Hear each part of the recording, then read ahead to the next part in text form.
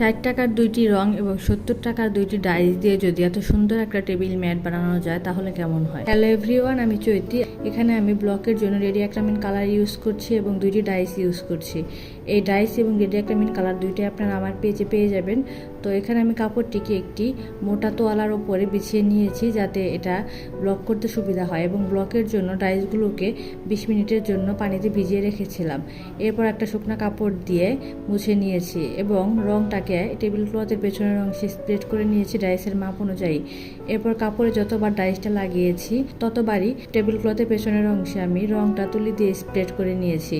এরপর ব্লক করার পর যে ফাঁকা জায়গাগুলো ছিল এগুলোকে আমি তুলি দিয়ে ভরাট করে নিয়েছি। এরপর আমি এর সৌন্দর্য বাড়ানোর জন্য পাড়ের ডিজাইনে হালকা আকাশি কালারটা দিয়ে ভরাট করে দিয়েছি। আপনারা চাইলে এটা স্কিপ করতে পারেন।